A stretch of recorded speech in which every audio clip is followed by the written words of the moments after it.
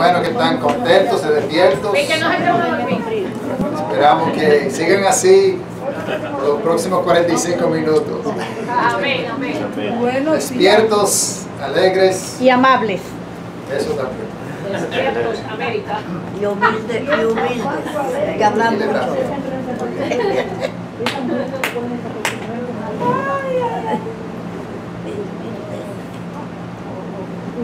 Si te preguntaran cuál es la diferencia entre un adulto y un niño,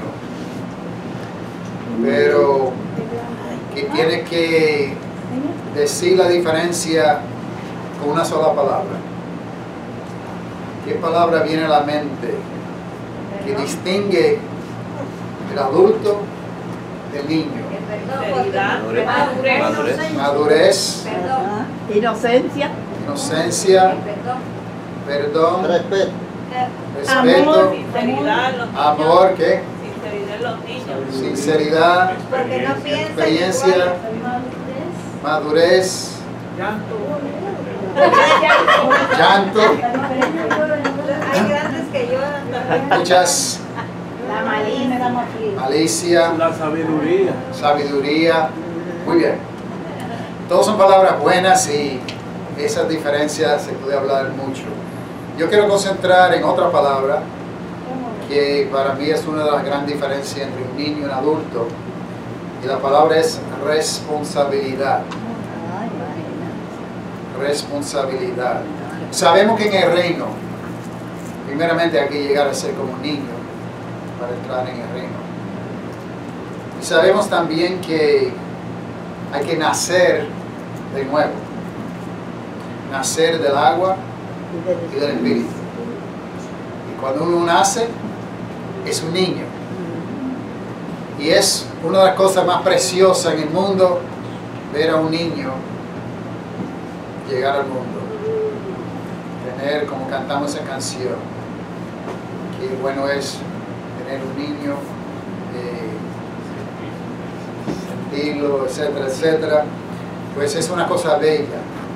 Los niños nos llenan con alegría, hasta los ancianos. Una cosa mejor que tú puedes hacer para un anciano es llevar, o en un hogar de ancianos, lo mejor que tú puedes hacer es llevar a unos niños para que las personas mayores se gozan con los niños. Una cosa preciosa, una cosa bella. Pero si el niño queda igual por 5 años, 10 años, 15 años, 20 años, 25 años, 30 años, ya no es tan precioso, ya no es tan bonito. Ya empezamos a decir, bueno, esto era precioso, era cute, como decimos en inglés, pero ya ese niño debe crecer, debe madurar, como algunos dijeron, debe llegar a ser como un adulto, que es la palabra que estamos buscando. Y una gran parte de llegar a ser ese adulto, espiritualmente hablando, esto se aplica físicamente también, porque la gran diferencia entre un adulto y un niño es responsabilidad. Yo recuerdo cuando Rosita se fue de la casa y lo llamó, porque cuando fue a vivir sola, lo llamó un día y dijo, ¿sabe que cuando uno va a comprar comida, eso cuesta dinero? Ella lo sabía. Rosita es inteligente. Ella sabe que la comida cuesta dinero. Lo sabía, pero no lo sabía pagando. Eso hay una diferencia. Porque la diferencia es la responsabilidad. Una cosa es ir y comprarse un helado o algo, güey, yo sé que cuesta dinero. Otra cosa es, si yo no compro, nadie compra y no hay comida.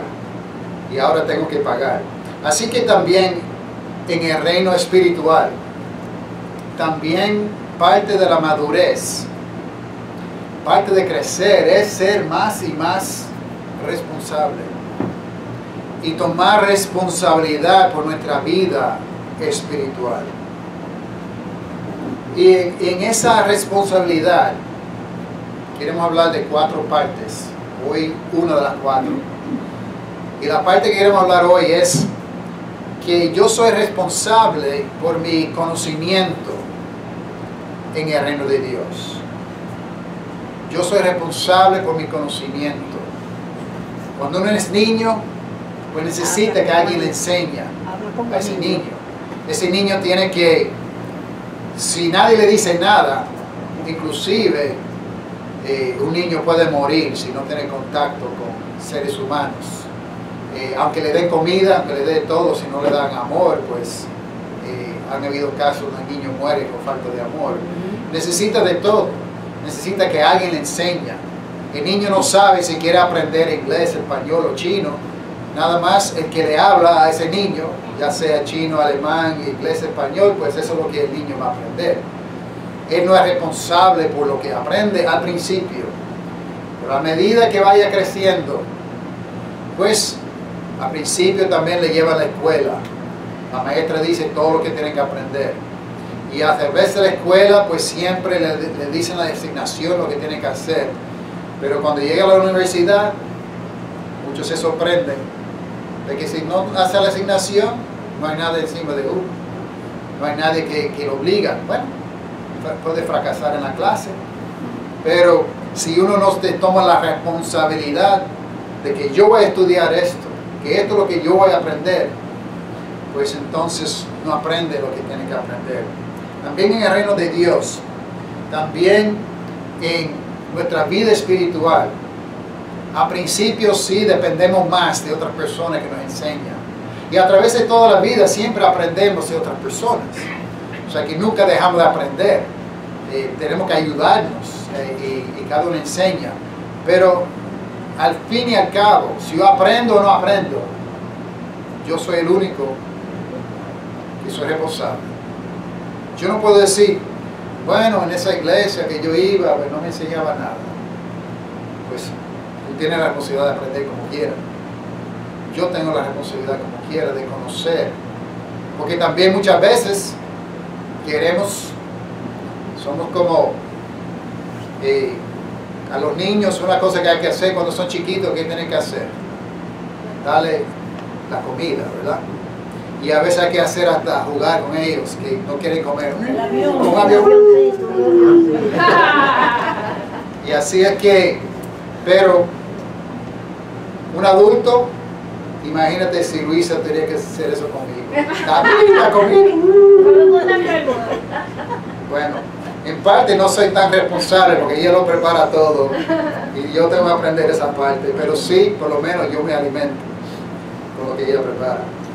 Ahora, nosotros también espiritualmente tenemos que aprender, porque a veces también se nos presenta la comida, pero no lo comemos, no lo ingerimos, no aprendemos, escuchamos la misma cosa 20 veces y todavía no podemos decirlo, no podemos repetirlo. En el libro de los Hebreos, él habla de este problema que existía entre los oyentes, los que recibieron esta carta. En Hebreos capítulo 5,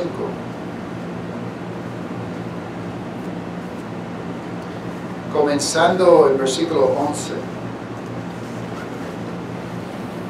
Ustedes saben que en la palabra de Dios hay cosas que son más fáciles y cosas que son más difíciles.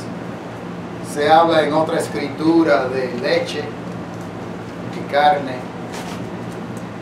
Y aquí dice, en Hebreos 5:11, acerca de esto tenemos mucho que decir y difícil de explicar. Hay cosas difíciles de explicar en la Biblia, definitivamente. Pero dice, ¿por qué es difícil de explicar? Por cuanto os habéis hecho tardos para oír. En la escuela siempre hay 2 clases de estudiantes. Bueno, hay 2, 3, 4, 5, pero los 2 extremos. El estudiante que lo obligan a estar ahí, no quiere estar ahí. y aprende lo mínimo, si aprende algo. Y el otro estudiante que quiere saber tanto y estudia tanto que puede enseñar al maestro la materia. Como cristianos hermanos, si queremos madurar, como Dios quiere que maduremos, que seamos adultos espiritualmente, debemos ser esa clase de estudiante que no somos tardos para oír. Muchas veces cuando decimos que no entiendo, debemos ser más honestos y decir, yo no quiero entender. No quiero esforzarme para entender. Claro, no estamos diciendo que todos vamos a entenderlo todo, porque siempre hay cosas difíciles, pero lo mínimo que debemos hacer es prestar atención, escuchar, leer, escudriñar cada día la Escritura para ver si estas cosas son ciertas o no. Porque en el día de juicio, cuando se abren los libros, ¿y cuáles libros se van a abrir? Mateo, Marcos, Lucas, Juan, Hechos, Romanos, 1 y 2 Corintios, Gálatas. Se van a abrir los libros, dice la Biblia. ¿Y quién puede decir en ese día, bueno, a mí no me dieron esa materia, yo ese día fallé, yo quería aprender pero nunca me enseñaron? Yo no sabía eso. Si ese libro, si vamos a ser juzgados por estos libros, debemos interesarnos por conocer. Ahora, tengo buena noticia. La buena noticia es que las cosas más importantes son las cosas más fáciles. En la escuela a veces al revés. A veces en la escuela son las cosas más difíciles, son las cosas más importantes. Pero en la Biblia es al revés. Hay cosas bien difíciles. Estamos estudiando Apocalipsis, es un poco difícil. Pero gracias a Dios eso no es la parte más importante. La parte más importante son cosas que hasta un niño puede entender, que Cristo murió por nuestros pecados. Que hay que amar al prójimo como uno mismo.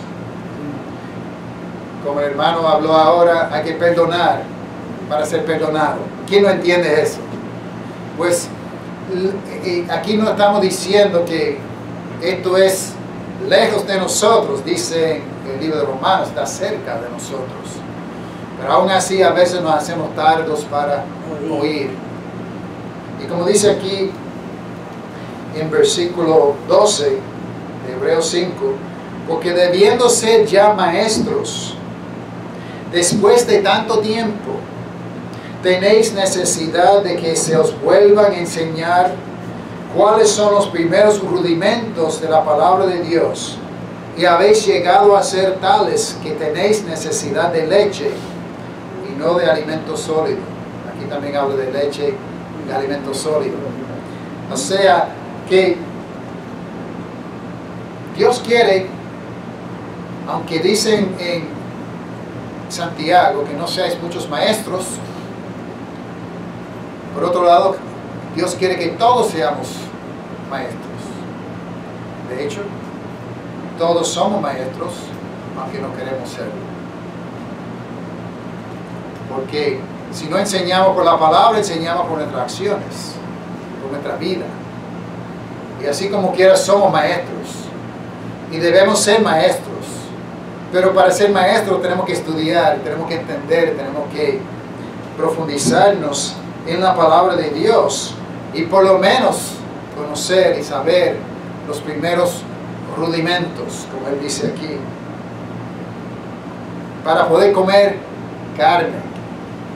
A mí me gusta la leche, pero no tanto como antes. Un poquito de leche con cereal por la mañana y ya, eso está bien. Pero dame bistec, dame carne, ¿verdad? Cada persona tiene un apetito diferente, etc. Pero el ejemplo es de que debemos querer y poder comer alimento sólido y no solamente leche. Estuve en una iglesia una vez y decidimos usar un estudio del libro de los Hechos, que de hecho tenemos todavía 14 lecciones. Usarlo como base de un estudio en la iglesia. Un hermano levantó la mano y dijo, perdón hermano, pero esta es una iglesia, no es una escuela. Ok. Pero ¿qué es la iglesia? Bueno, aquí se habla la Biblia, no habla de aprender la palabra de Dios, de escudriñar la palabra, de poder comer alimentos sólidos, de masticar y la palabra, ingerirla.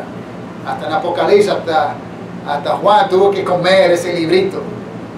Y así es que dice en versículo 13, todo aquel que participa de la leche es inexperto en la palabra de justicia porque es niño.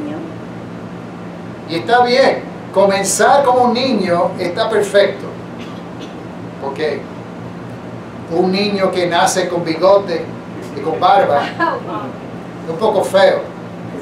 Hay personas que llegan a ser cristianos y creen que se lo saben todo. Nacen hasta un cigarro en la boca. No, el niño es niño, el niño es precioso, es bonito como niño. Pero ese niño tiene que crecer. Ese niño tiene que madurarse. Ese niño tiene que tomar responsabilidad para su conocimiento en la palabra de Dios, para ser útil para el maestro. Necesitamos de todos. En el reino de Dios, ¿quién no hace falta? Todo el mundo hace falta. El niño, el adulto, físicamente y espiritualmente también. Porque a veces los niños espiritualmente pues tienen más ánimo para las cosas de Dios, a veces. Y ayuda a los que tienen mucho tiempo, están cansados ya.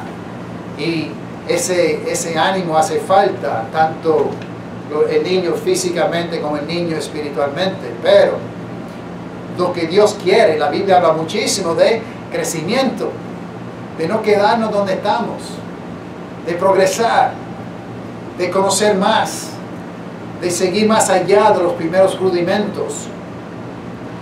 Y como dice aquí, versículo 14, pero el alimento sólido es para los que han alcanzado madurez, para los que por el uso tienen los sentidos ejercitados en el discernimiento del bien y del mal. Ahora, hay algo, por ejemplo, aprender la palabra de Dios es más como ir a una escuela técnica que ir a la universidad. ¿Cuál es la diferencia? En la escuela técnica tiene la clase, vamos a decir que va a aprender de la mecánica, pues tiene la clase donde aprenden cómo funciona el carro, qué es un carburador, cuáles son las bujías, cómo que funciona el motor, los 4 ciclos del motor, etc. Aprenden todo eso, pero por la tarde o el otro día, ¿qué hacen? Van al taller, abren el carro, ponete y empiezan a sacar piezas, mirar y practicar lo que aprendieron en la clase. En la universidad, a veces, y depende de la materia también, pero yo diría que en muchas universidades hay un montón de clases que uno coge y no tiene nada práctica. Tiene un montón de ideas y conceptos, uno lee, escribe, pero no hay nada para practicar. Todo es opinar y pensar y pues hay muchos que toman la Biblia de esa forma. Pero ¿qué es lo que dice aquí? Nuestra responsabilidad con la palabra de Dios. Tenemos la teoría, pero tenemos también la práctica. Y si no ponemos en práctica la teoría, no podemos crecer, no podemos seguir adelante. Hay que poner en práctica y tener los sentidos ejercitados en el discernimiento del bien y del mal. Conocer la palabra de Dios, aprender algo nuevo y tratar de ponerlo en práctica. O sea, si nuestra vida es igual todos los días, y por mucho que mensaje que escuchemos, y por mucho que leemos la Biblia, nuestra vida no ha cambiado en el último año, ¿qué podemos decir? Que no estamos creciendo, no estamos madurando, no estamos tomando la responsabilidad de crecer y en verdad poder poner en práctica los principios bíblicos en una forma real. Ahora,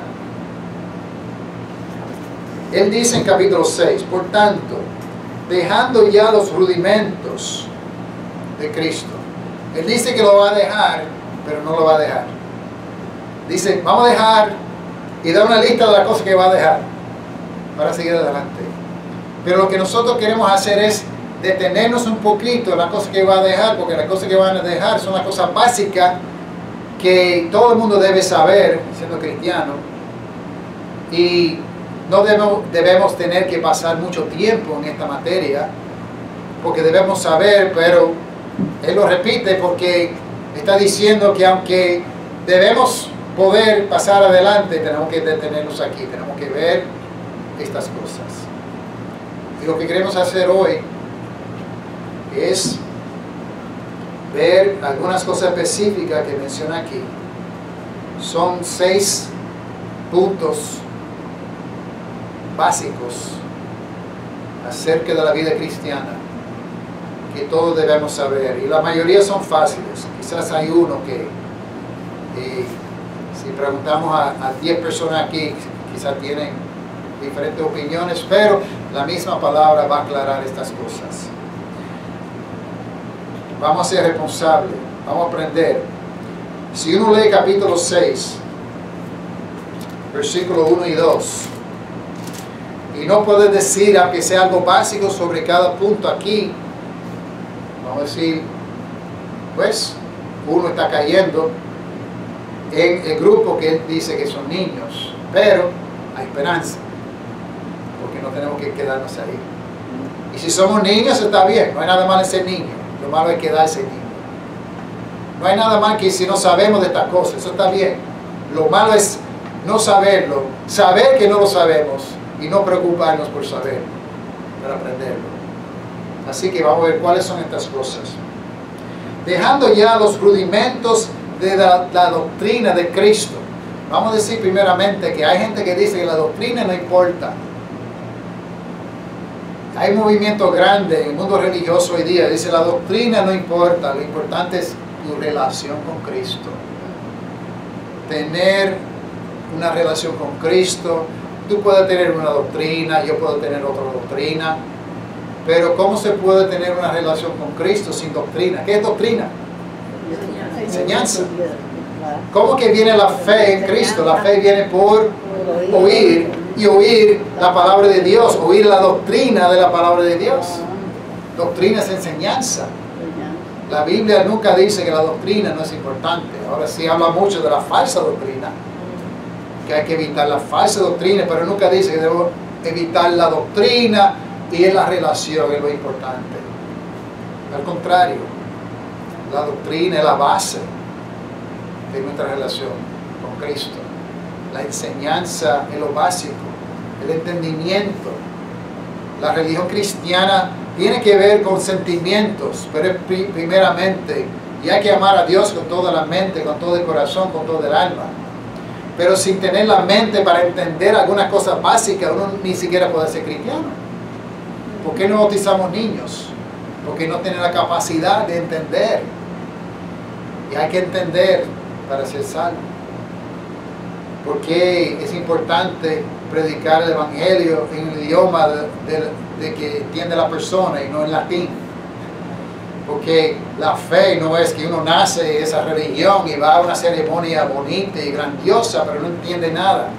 Esto es una religión de entendimiento. Es de verdad. Hay que entender, hay que escudriñar, hay que saber la diferencia entre el bien y el mal. Y saber cuando algo es bueno, cuando algo es malo, cuando una doctrina es correcta, cuando una doctrina es falsa. Distinguir y crecer y madurar y ser adulto y ser responsable. Dejando ya los rudimentos de la doctrina de Cristo, vamos adelante a la perfección.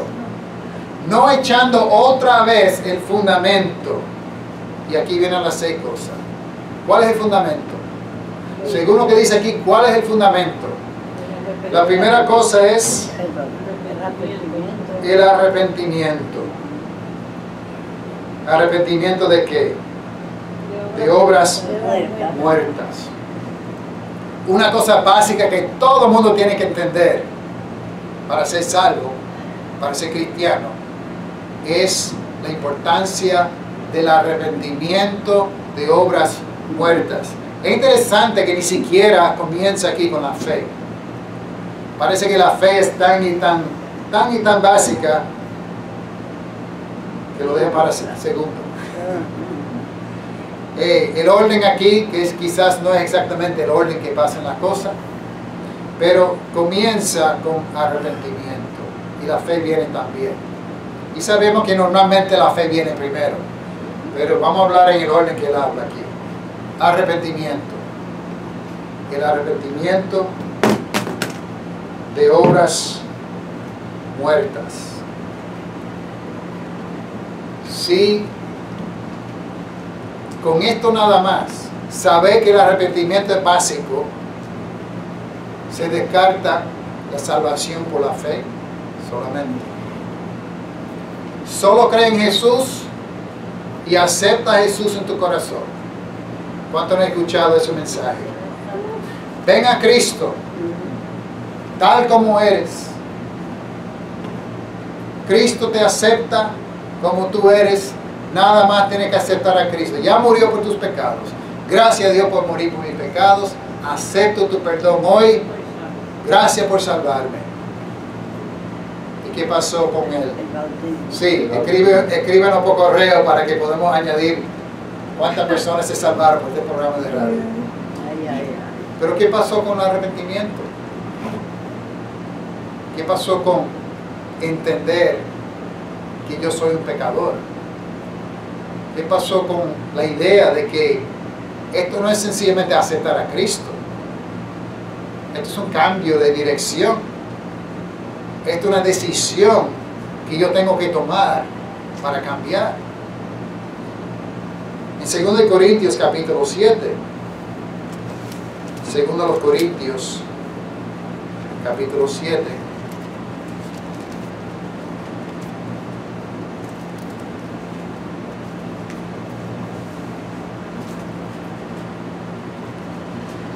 y en versículo 8 dice Pablo a los Corintios: porque aunque os contristé con la carta, y la carta que está hablando es 1 Corintios, no me pesa, aunque entonces lo lamenté, porque veo que aquella carta, aunque por algún tiempo os contristó, ahora me gozo, no porque hayáis sido conflictados, sino porque fuiste conflictados para arrepentimiento, porque habéis sido conflictados según Dios, para que ninguna pérdida padeciese por nuestra parte. Porque la tristeza que es según Dios produce, ¿qué? Arrepentimiento para salvación, de que no hay que arrepentirse. Pero la tristeza del mundo produce muerte. Porque aquí esto mismo de que hayáis sido contristados según Dios, qué solicitud produjo en vosotros, qué defensa, qué indignación, qué temor, qué ardiendo afecto, qué celo y qué vindicación. En todos habéis mostrado limpios en el asunto. Así que Pablo escribió una carta fuerte en su primera carta. Y las personas se pusieron tristes. Pero era una tristeza, según Dios, porque los llevó a ellos al arrepentimiento. Porque hay otra clase de tristeza que no es arrepentimiento, que es la tristeza del mundo, que es la tristeza que tuvo Judas cuando salió y se ahorcó. Se sintió mal porque lo que hizo, pero no se arrepintió. Mientras que Pedro se sintió mal también y lloró amargamente después de negar a Jesús 3 veces. pero fue una tristeza según Dios porque se arrepintió. Hizo una decisión de que yo no voy a negar a Cristo más. Yo voy a seguir a Cristo, voy a ser fiel a Cristo. Y más adelante, cuando le echaron en la cárcel, no por eso dejó de predicar a Cristo, de anunciar a Cristo, aunque le amenazaron hasta con la muerte.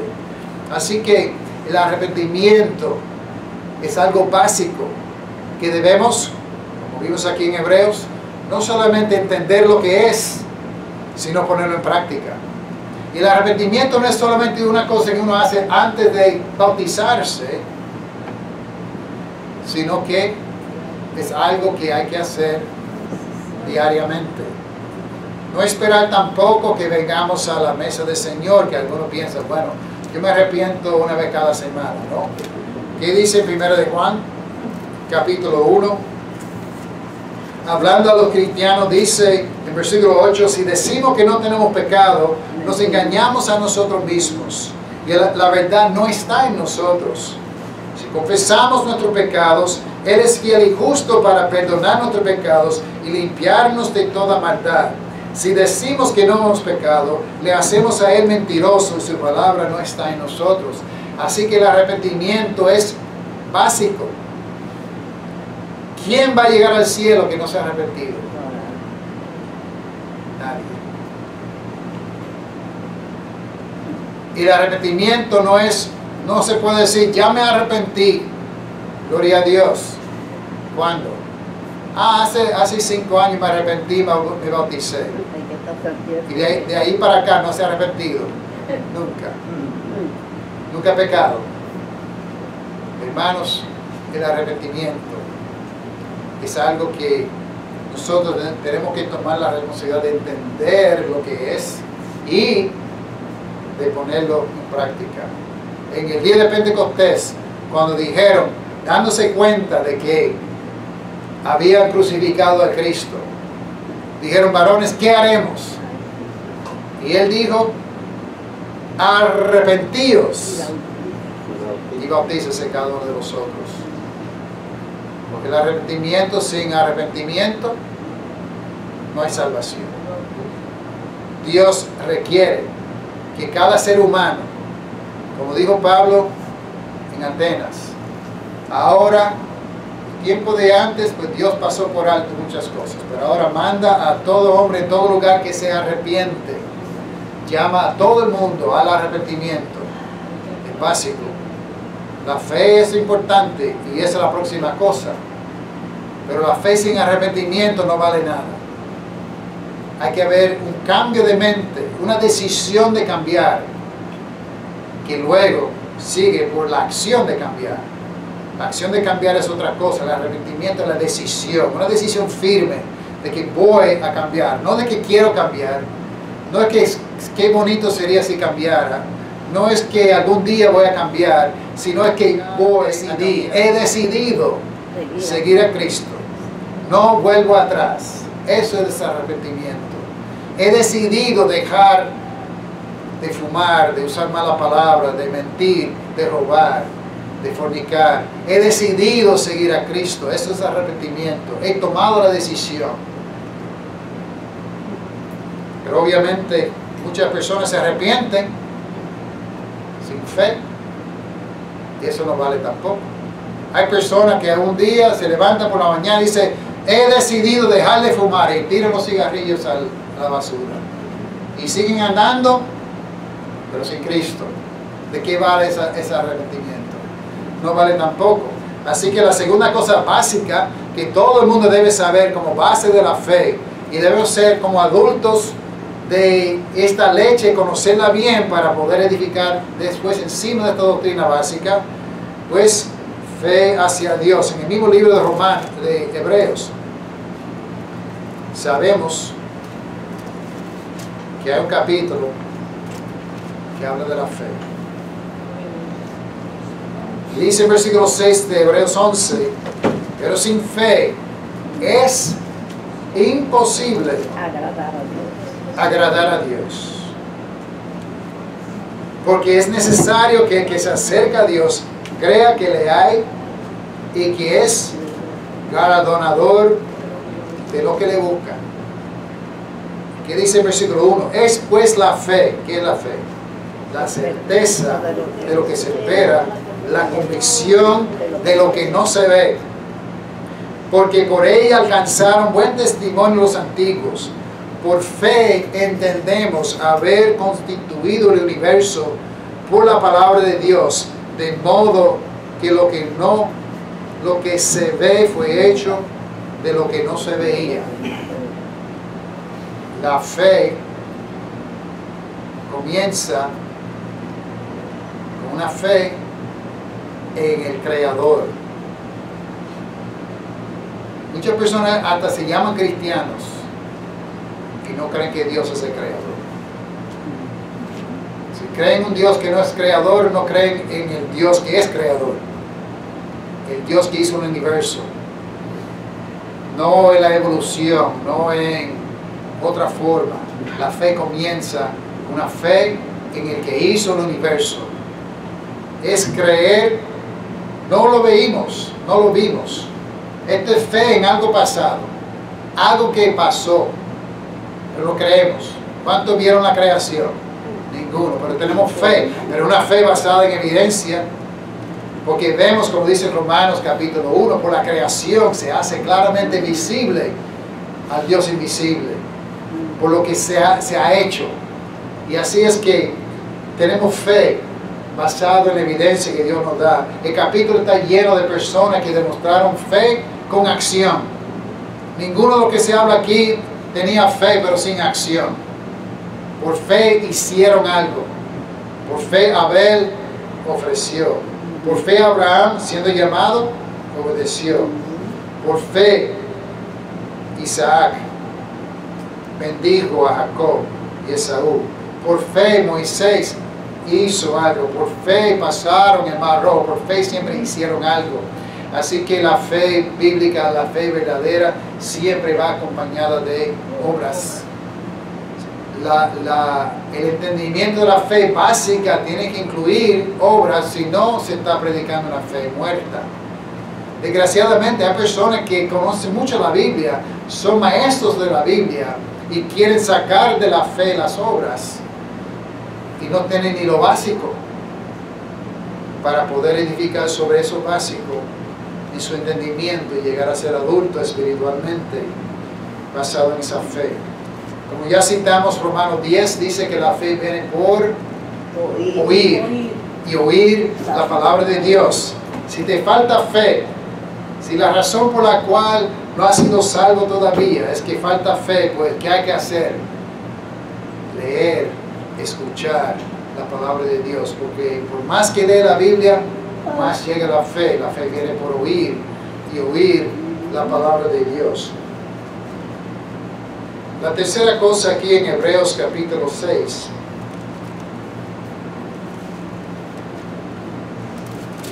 Dice,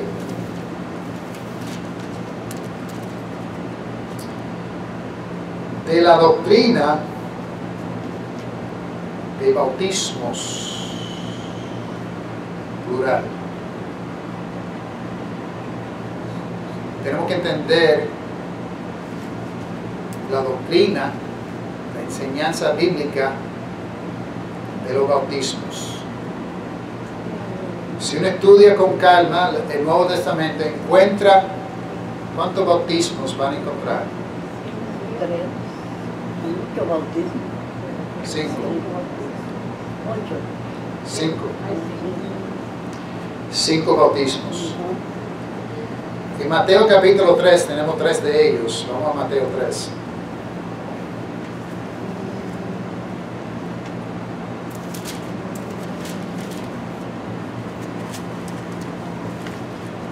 Primeramente sabemos que Juan el Bautista, ¿qué hacía él? Bautizaba en el desierto, un bautismo de arrepentimiento para perdón de los pecados. Juan el Bautista bautizaba. Jesús mismo fue bautizado, no que fuera pecador, sino para cumplir toda la justicia. Es el primer bautismo que vemos aquí. Pero Juan el Bautista mismo dijo,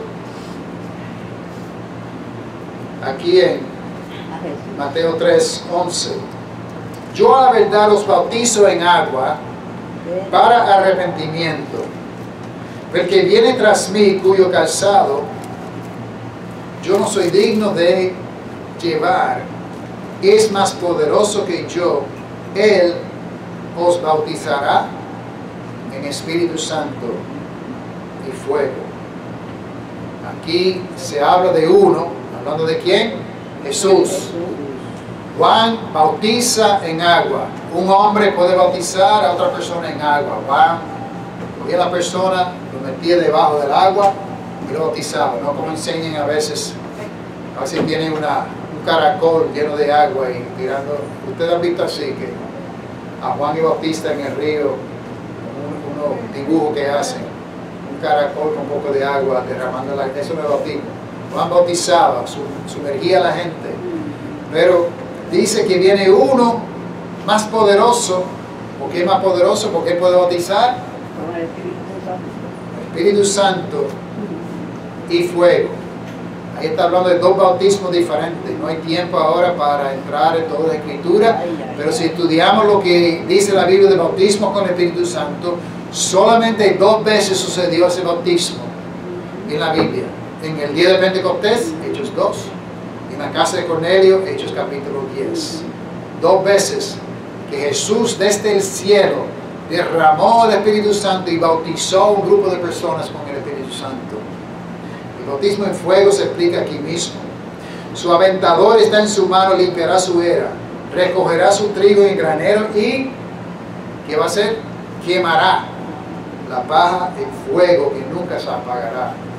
Hay gente que pide el bautismo con fuego, pensando, mezclándolo con lenguas como de fuego asentado sobre ellos, pero no está hablando de eso aquí. El bautismo con fuego es el infierno. No quiero participar en el bautismo con fuego. Cristo también habló de otro bautismo en capítulo 20 de Mateo, Mateo 20, 22.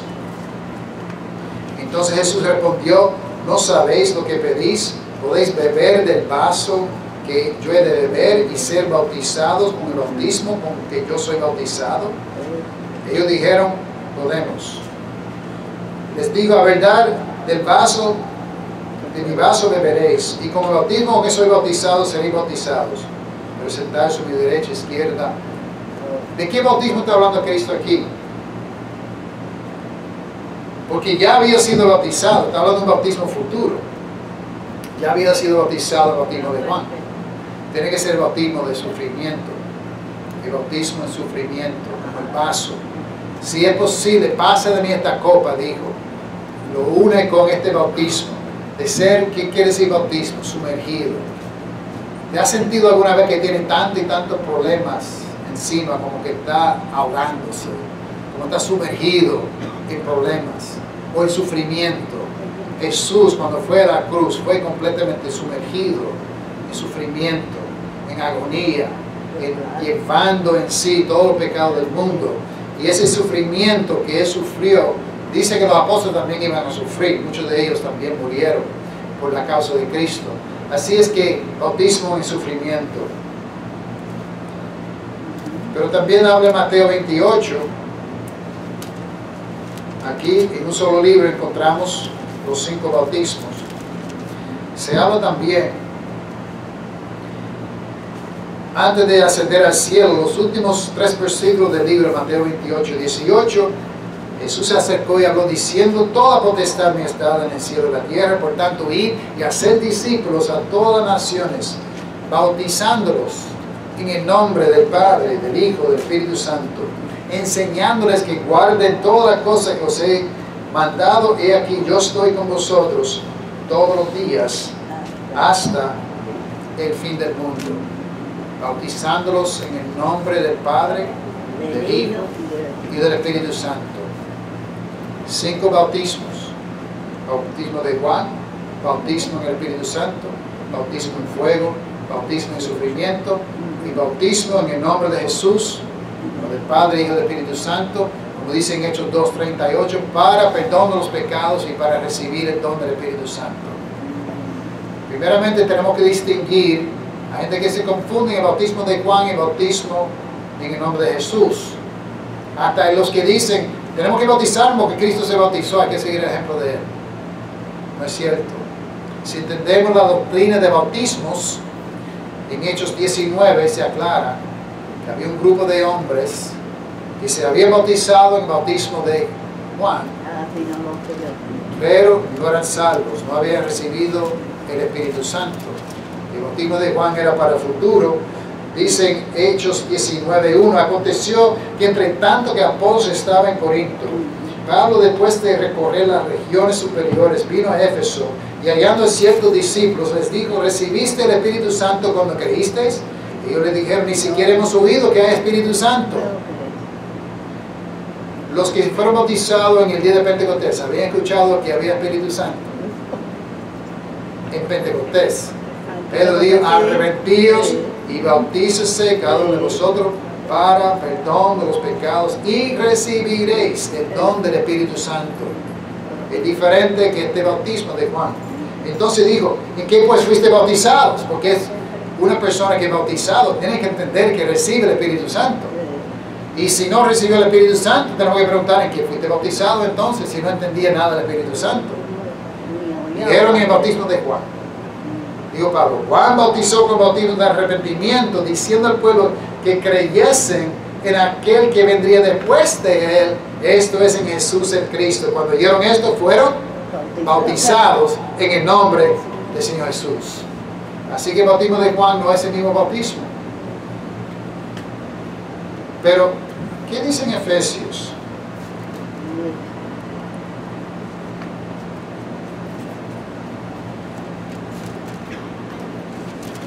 Capítulo 4. Hay una lista de 7 cosas de las cuales hay una.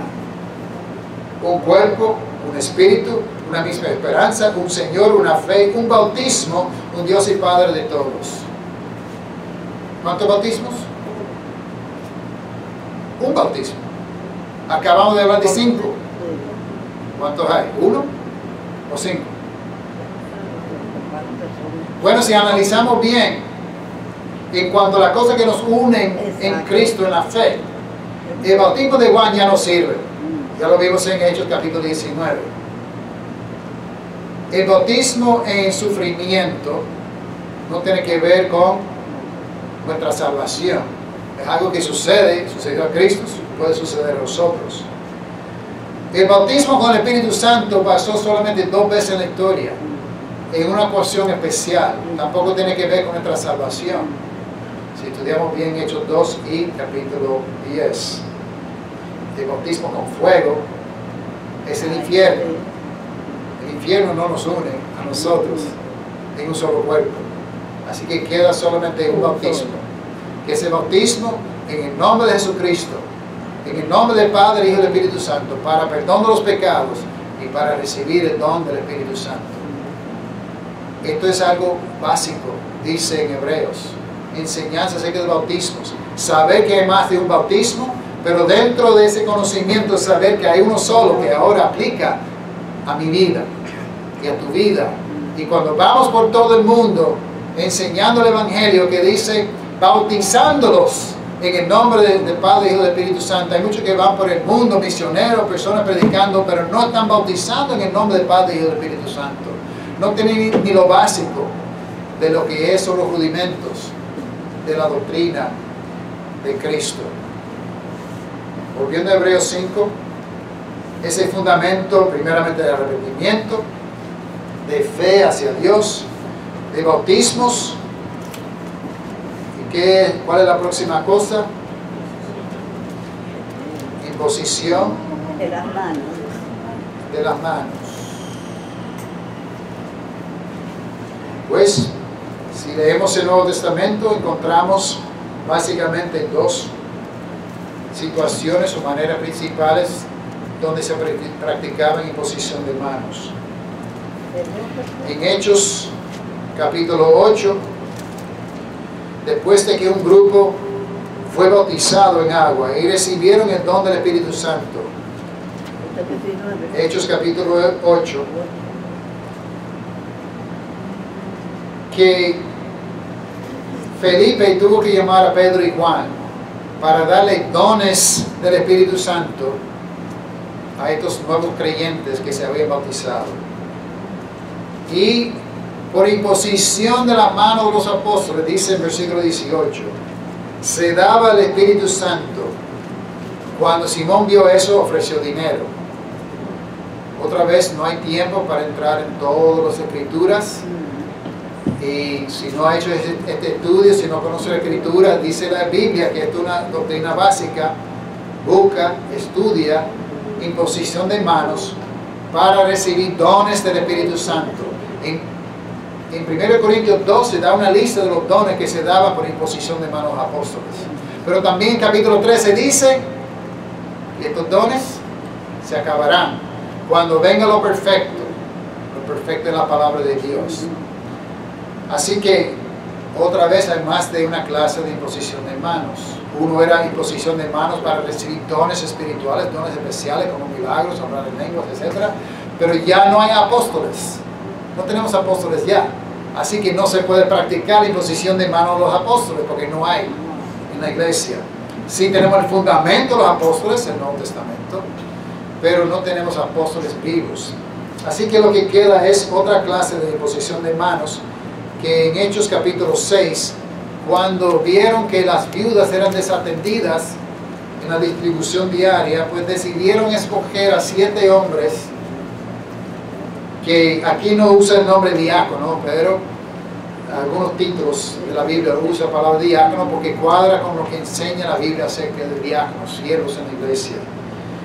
Y dice en versículo 6, a los cuales presentaron ante los apóstoles, quienes orando les impusieron las manos. Para apartar a estos hombres para que fueran diáconos, impusieron las manos. También vemos en Hechos 13, versículo 3, cuando Pablo y Bernabé iban a salir, dice en versículo 3, entonces habiendo ayunado y orado, les impusieron las manos y los despidieron. Nos iban a enviarlos como evangelistas a predicar, también con imposición de manos. En Timoteo se habla de que a Timoteo le habían puesto las manos para los dos propósitos. No hay tiempo para ver la escritura, tanto para recibir un don como para ser evangelista. Si leemos con cuidado llegamos a la conclusión, no lo dice tan directamente, pero también Pablo dice a Timoteo que debe buscar hombres para que sean diáconos, para que sean ancianos en la iglesia, y habla de no imponer con ligereza la mano sobre ninguno. Así que vemos imposición de manos en la iglesia ahora es cuando hombres van a ser apartados para ser evangelistas o pastores que son ancianos o diáconos, que los hombres de la iglesia imponen las manos con oración, muchas veces con ayuno también, para decir que nosotros recomendamos y apartamos a estos hombres para que tengan esta responsabilidad. Y cuando la iglesia va madurando, pues debe haber más hombres cualificados para que sean diáconos, para que sean ancianos, para que sean evangelistas. La próxima doctrina es tan y tan básica que esperamos no tener que hablar mucho, y es resurrección de entre los muertos. La resurrección, ¿esa doctrina es básica o no es básica? Sin la resurrección, 1 Corintios 15 dice, si no hay resurrección, estamos perdiendo el tiempo. ¿Por qué estamos aquí el primer día de la semana? En parte porque el primer día de la semana Cristo resucitó, un día como hoy. Lo celebramos no una vez al año, sino todas las semanas. Y 1 Corintios habla claramente de la importancia que es la resurrección de nuestra fe. Nuestra fe es en un Cristo que murió por nuestro pecado, pero si se queda muerto, ¿de qué sirve su sacrificio? De nada. Pero como resucitó y ascendió al cielo, está sentado a la diestra de Dios, primicias de la resurrección, nos da a nosotros también la esperanza de resucitar, porque como dice en 1 Corintios 15, porque si no hay resurrección, comamos y bebamos, porque mañana moriremos. Si tú me convences que no hay resurrección, pues eso va a ser mi filosofía. Yo no voy a, en Eclesiastés dar 3 opciones, o ser optimista, pesimista o realista. Realista cree que hay que guardar los mandamientos de Dios porque todo viene a justicia, a juicio. El optimista dice, comamos y bebamos porque mañana moriremos. El pesimista dice, bueno, no vale la pena vivir y se quita la vida. Yo no sé de ustedes, pero yo voy a ser el optimista y voy a gozarme de la vida si no hay resurrección. Si no hay resurrección. Si hay resurrección, voy a gozar de la vida también. Pero siempre pensando en la resurrección. Gozarme hasta cierto punto. Hay cierto gozo en esta vida que no voy a participar porque creo en la resurrección. Pero sí, como quiera, es una vida positiva, siendo realista, sabiendo que viene la resurrección. Y parte de esa fe en la resurrección, volvamos a Hebreos.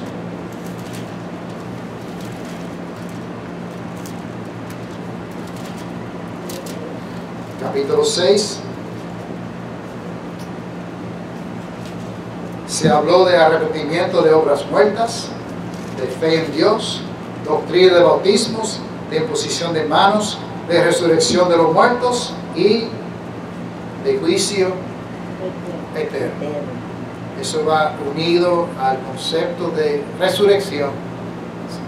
Entendemos que todos vendrá el día cuando todos los muertos oirán su voz. Todos van a resucitar. Los que hicieron lo bueno, resurrección de vida. Los que hicieron lo malo, la resurrección de condenación. Así que no es solamente resucitar, sino pasar por el juicio final.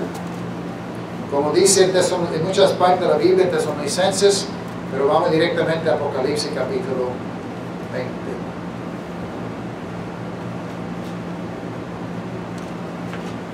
Hay muchas cosas difíciles en el Apocalipsis.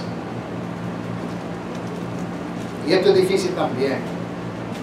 No es difícil porque es difícil de entender. Es difícil porque a veces aún entendiendo y sabiendo esto, no vivimos como si fuera cierto. Apocalipsis 20, 11. A veces somos como ¿se acuerdan cuando se hundió el Titanic? Titanicos dice. No sé, Titanic. No se acuerda, no estaba vivo. No se acuerda. Está bien. Pero dicen que mientras ese barco se estaba hundiendo, que la banda, los músicos, seguían tocando música. En parte, para aliviar el espanto, el temor que la gente tendría, seguían tocando. Y así es que a veces somos nosotros. Sabemos que viene el día del juicio, sabemos que hay resurrección, y somos como los que están en el Titanic tocando música y no preparándonos, no haciendo fila para montarnos, y en ese barco no había suficientes barquitos, ¿verdad?, para salvar a todos. En Cristo vamos a decir que hay suficiente para salvar a todos, pero solamente los que quieren salvarse. Hay que salir, dejar de tocar esa musiquita, ir al barco chiquito, al barquito, meterse con arrepentimiento, con fe, con bautismo, y entonces para salvarse, porque dice lo que va a suceder. Dice que vi un gran trono blanco, el que estaba sentado en él, delante del cual huyeron la tierra y el cielo. Wow. Eso, ¿sabe algo tan espantoso? Que la tierra y el cielo huyen de la presencia. Eso es terrible. Ay, yo no tengo miedo a nada, ni a nadie. Hay gente que son tan bravos, no tengo miedo a nada. Hasta la misma tierra tiene miedo de Dios. Y vi los muertos, grandes y pequeños, de pie ante Dios. Y los libros fueron abiertos. Y otro libro fue abierto, en el cual es el libro de la vida.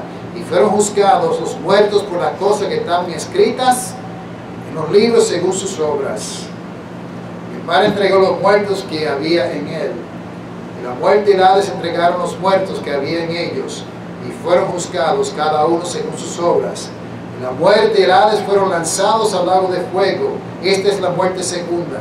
Y el que no se halló inscrito en el libro de la vida fue lanzado al lago de fuego. Vi un cielo nuevo, una tierra nueva, porque el primer cielo y la primera tierra pasaron, y el mar ya no existía más. Y yo, Juan, vi la santa ciudad, la nueva Jerusalén, descender del cielo de Dios, dispuesta como una esposa ataviada para su marido. Oí una gran voz del cielo que decía: he aquí el tabernáculo de Dios con los hombres, y Él morará con ellos, y ellos serán su pueblo, y Dios mismo estará con ellos como su Dios. Enjugará Dios toda lágrima de los ojos de ellos, y ya no habrá muerte, ni habrá más llanto, ni clamor, ni dolor, porque las primeras cosas pasaron. Y el que estaba sentado en el trono dijo: he aquí yo hago nueva todas las cosas. Y me dijo: escribe, porque estas palabras son fieles y verdaderas. Y me dijo: hecho está. Yo soy el alfa y la omega, el principio y el fin. Al que tuviere sed, yo le daré gratuitamente de la fuente del agua de vida. El que venciere heredará toda la cosa, y yo seré su Dios, y él será mi hijo. Pero los cobardes, incrédulos, los abominables, homicidas, los fornicarios, hechiceros, los idólatras, y todos los mentirosos, tendrán su parte en el lago que arde con fuego y azufre, que es la muerte segunda. Oremos. Padre, gracias por darnos tu palabra con estas doctrinas básicas, por un lado sencillo, por otro lado a veces difícil de cumplir, de ingerir y de practicar. Ayúdanos, Señor, a crecer espiritualmente, de entender todo esto que es básico, para llegar a ser tus hijos. Y los que no han decidido seguirte, Señor, que puedan decidir y seguirte mientras haya tiempo. Y los que hemos decidido, Señor, seguirte, que estas cosas básicas nunca se nos olviden. Que recordemos siempre la importancia de fe, de arrepentimiento, de juicio, de resurrección, de todo esto, Señor, para que nuestra vida sea diferente, que sea útil para ti en tu reino, que estemos preparados, podamos participar contigo en ese cielo nuevo y tierra nueva. Eso pedimos en el nombre de Jesús.